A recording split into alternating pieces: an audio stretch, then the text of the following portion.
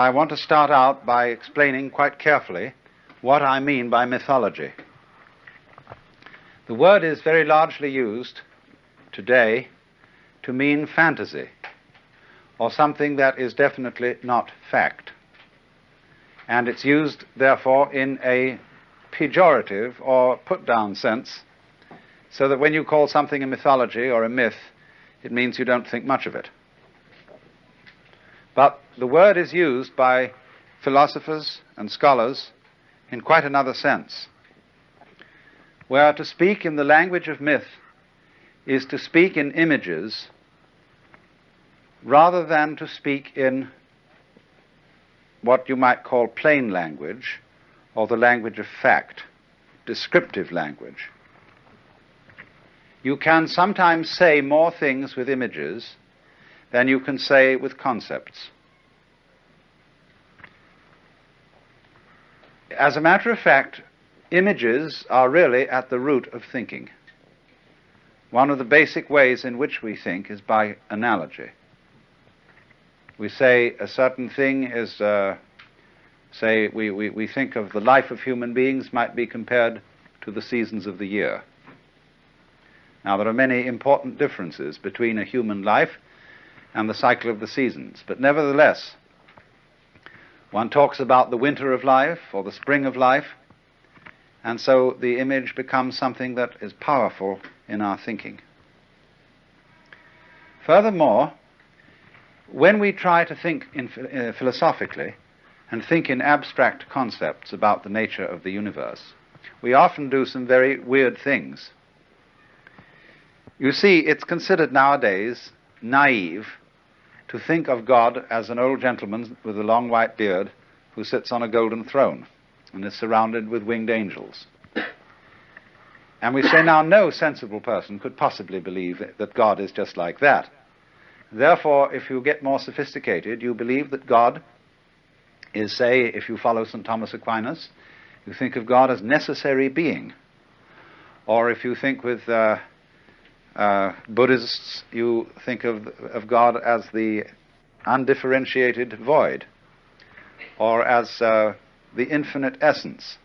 But actually, however rarefied those concepts sound, they are just as anthropomorphic, that is to say, just as human and in the form of the human mind as the picture of God as the old gentleman with the white beard, or Delord in green pastures wearing a top hat and smoking a cigar.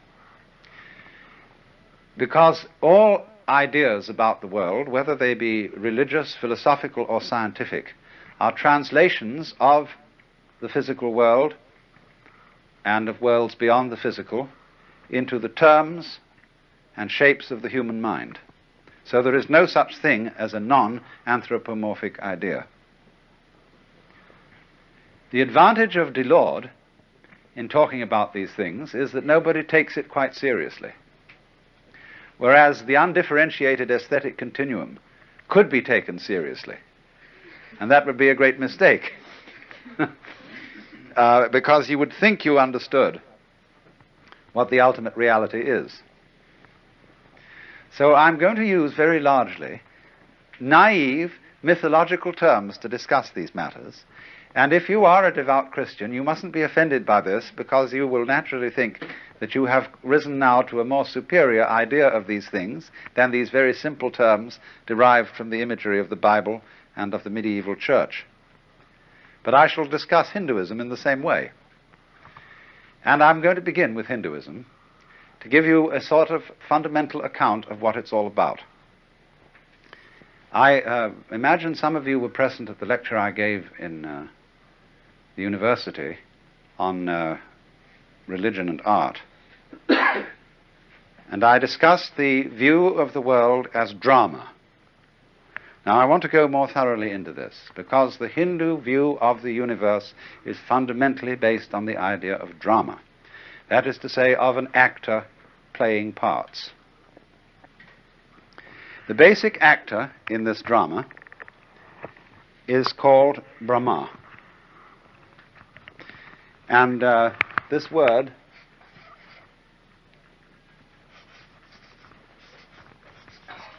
comes from the Sanskrit root br, which means to swell or expand. And the Hindu idea of Brahma, the supreme being, is linked with the idea of the self. In you, deep down, you feel that there is what you call I. And this word, when you say I am, that in Sanskrit is aham, A-H-A-M. And everybody, when asked what his name is, replies, I am I. I am I myself. And so there is the thought that in all life, the self is the fundamental thing. It means the center. And so the Brahma is looked upon as the self and center of the whole universe. And the idea fundamentally is that there is only one self. And each one of us is that self. Only it radiates like a sun or a star. And just as the sun has innumerable rays, or just as you can focus the whole sun through a magnifying glass and concentrate it on one point, or as an octopus has many tentacles, or as a sow has many tits, so in this way, Brahma is wearing all faces that exist, and they are all the masks of Brahma. Not only human faces, but animal faces, insect faces, vegetable faces, and mineral faces. Everything that there is the Supreme Self playing at being that. Because the fundamental process of reality is, according to the Hindu myth, hide and seek, that, or lost and found. That is the basis of all games. And it's true, isn't it, that when you start to play with a baby, and you take up a book, and you hide your face behind it, and then you peek out at the baby, and then you peek out this way, the baby begins to giggle. Because a baby, being near to the origins of things, knows intuitively that hide and seek is the basis of it all. And children like to they sit in a high chair, or they have something on the tray, and make it gone. And then somebody picks it up and puts it back, and they make it gone again, you see. Now then, that's a very sensible arrangement. It is called, in Sanskrit, it is called Leela. And that means sport or play, but the play is hide and seek. Now, let's go a little bit into the nature of hide and seek, because don't let me insult your intelligence by telling you some of the most elementary things that exist. Really, everything is a question of appearing and disappearing. For example, if I sit next to a beautiful girl and I put my hand on her knee and leave it there, after a while she'll cease to notice it. But if I gently pat her on the knee, because now I'm there and now I'm not, it will be more noticeable. So all reality is a matter of coming and going. It is vibration. It is the waves of positive and negative electricity. It's up and down. And things like wood appear to be solid because in much the same way that the blade of a fast-moving electric fan appears to be solid. So the vast agitation that is going on in the electrical structure of solid things is a terrific agitation which will not allow the agitation called my hand to go through it. Other kinds of agitation, like X-rays, are so constructed that they can get through. So everything is basically coming and going. For example, sound. If you listen to sound and slow sound down, in the same way, you see, you can slow sound down in the same way as you can use a magnifying glass to look at the structure of something visible. And as when you look at the magnifying glass, you find that solid things are full of holes. So when you magnify sound, you find it's full of silences. Sound is sound-silence. There is no such thing as pure sound, just as there is no such thing as pure something. Something always goes together with nothing. Solids are always found in spaces, and no spaces are found except where there are solids. You might imagine there being a space without any solid in it, but you will never, never encounter one, because you will be there in the form of a solid to find out about it. You see, they go together, these things. The solid and the space, the positive and the negative, the here we are and here we aren't, go together in the same way as the back and front of a coin. And you can't have a coin that has a back and no front. The only thing that gets anywhere near that is a Mobius strip, which is a mathematical conceit in which the back and the front are the same. But that only shows in a more vivid way how backs and fronts go together. Now, so the whole thing is based on that, you see. Now, once we've got this game, that there are two different things, but they're really the same. See, the Brahma is what is basic. But the Brahma manifests itself in what are called the Dvandva, and that means the pairs of opposites. Duality. Dva, you see, is the Sanskrit word for two, which becomes duo in Latin and dual in English. Two is the basis. You can't go behind two, because one has an opposite. The opposite of one is none. Now, what is in common between one and none? No one can say. Shh. You can't mention it. It's called Brahma. And it's sometimes called Om. O-M. And, but you can't really think of what is in common between black and white. There is obviously a conspiracy between black and white, because they're always found together. Tweedledum and Tweedledee agreed to have a battle. See, there's always an agreement underlying this difference. But that is what we call implicit. The difference is explicit. So the first step in what you might call the hide phase of the game of hide and seek is to lose sight of the implicit unity between black and white, between yes and no, between existence and non-existence. And that losing sight of the fundamental unity is called Maya. Maya, a word that means many things, but primarily it means creative power or magic, and also illusion. The illusion that the opposites are really separate from each other. And once you could think that they are really separated from each other, you can have a very thrilling game. The game is, oh dear, black might win. Or, we must be quite sure that white wins.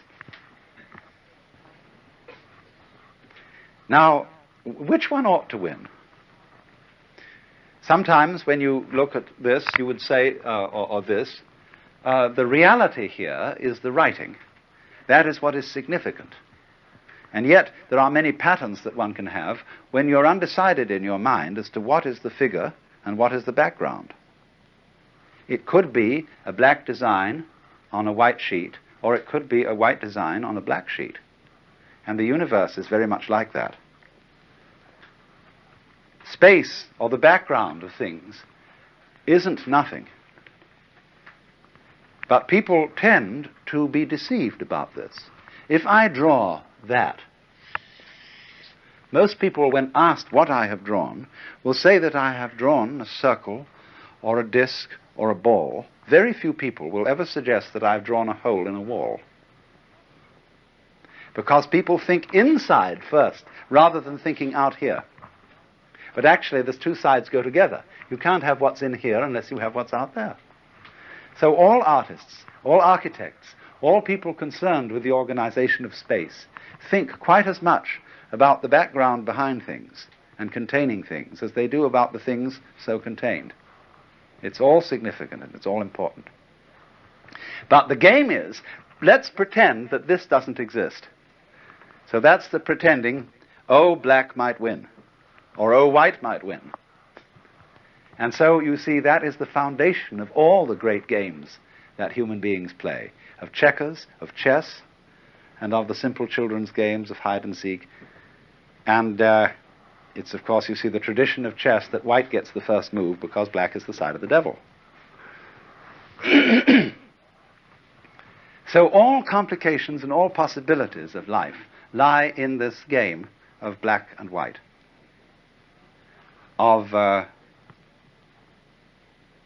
you can put it in another way.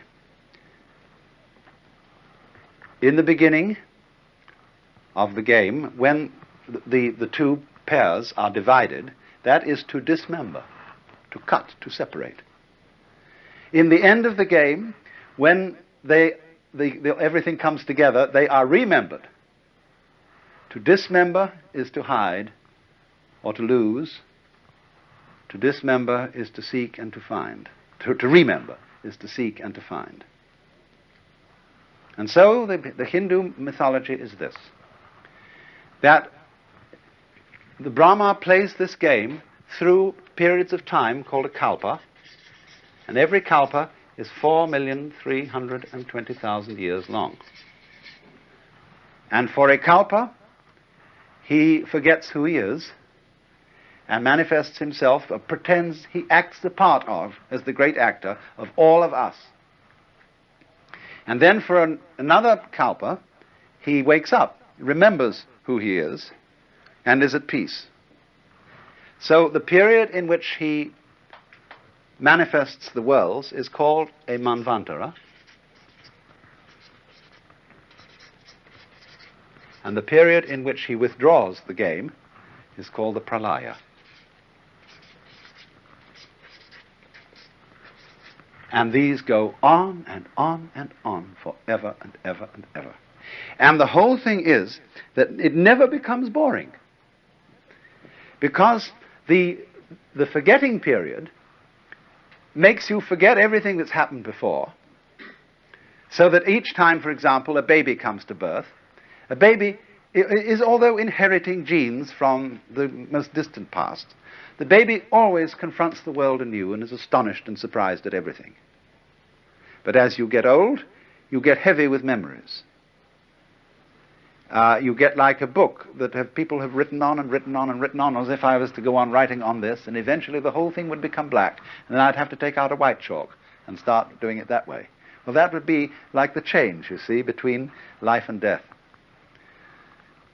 Now, in popular Hinduism, it is believed that each one of us contains not only the supreme self, the one ultimate reality, the Brahma, who looks out from all eyes and hears through all ears, but there's also an individualized self, and this self reincarnates from life to life in a sort of progressive way or a regressive way, according to your karma, the Sanskrit word which means your doing. Karma from the root kri, to do. And so there is a time then, you see, in which we become involved and get more and more tied up in the toils of the world, more and more subject to desire and to passions and to getting ourselves hopelessly out on the limb. But then there follows a later time when the individual is supposed to withdraw and gradually evolve until he becomes a completely enlightened man, what is called a mukti. A mukti is a liberated person who has attained the state called moksha, or liberation. He has found himself. He knows who he is. He knows that he deep down in himself and that you deep down in yourselves are all the one central self, and that this whole apparent differentiation of the one from the other is an immense and glorious illusion.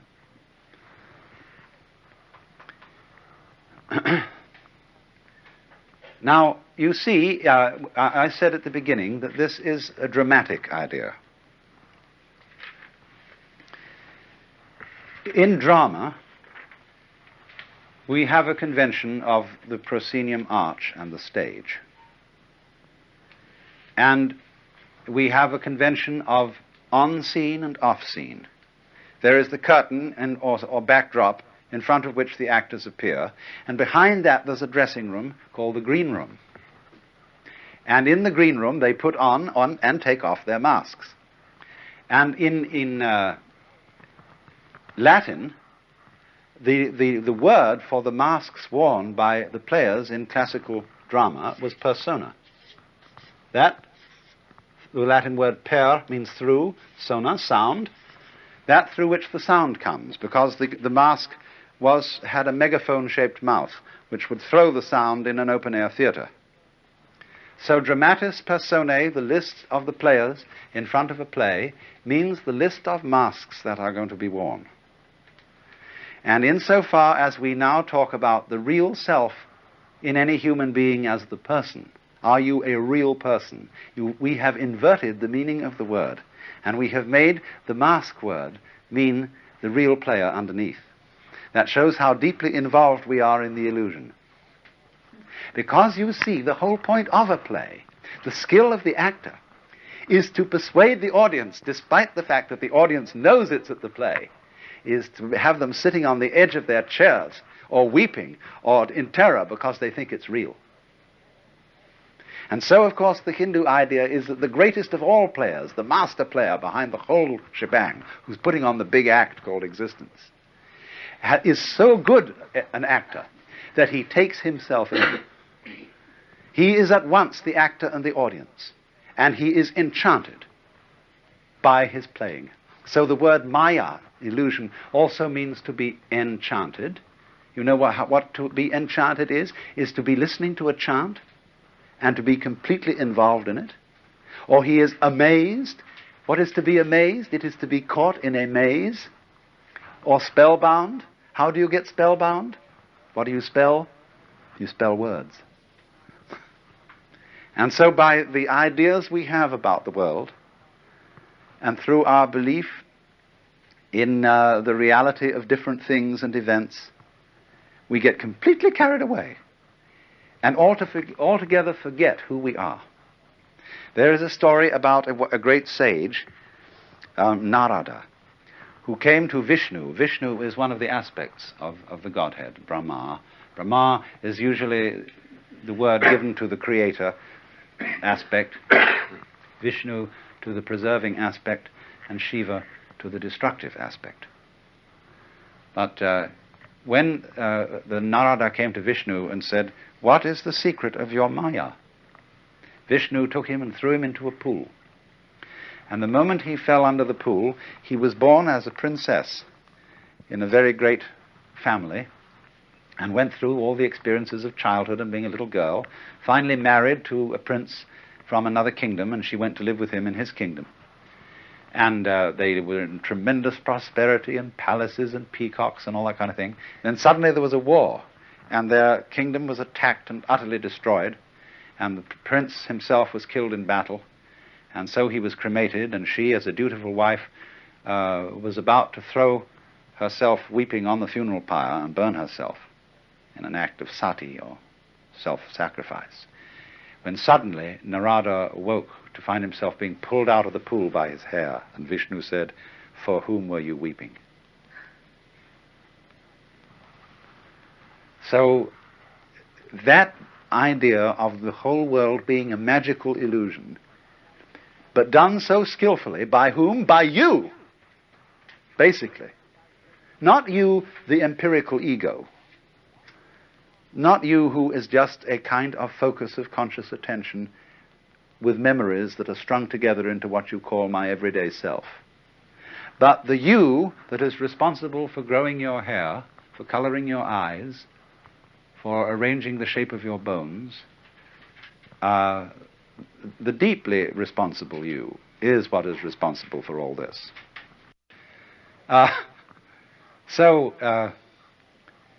Then this in sum then is this Hindu dramatic idea of the cosmos as an endless hide-and-seek game. Now you see it, now you don't. And so it's saying to everybody, really, of course you worry, and you're afraid of disease and death and pain and all that sort of thing, of course. But it's all an illusion. There's nothing to be afraid of. And you think, well, but my goodness, supposing when I die, there just won't be anything.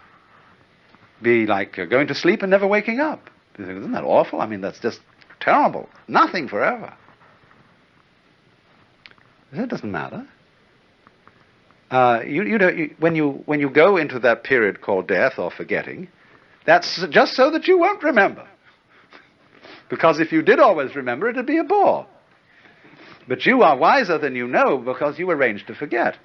You arranged to die and keep going in and out of the light. But underneath, at the basis of all this, between black and white, between life and death, is something unmentionable. That's really you. That's the secret. And you don't give the show away. See? All of you are now privy to a secret. You're initiates, you see. You know this little thing, but you may not have experienced it. But you know about it. But you mustn't give the show away. Don't run out in the street suddenly and say to everybody, I'm God, see? Because they won't understand you.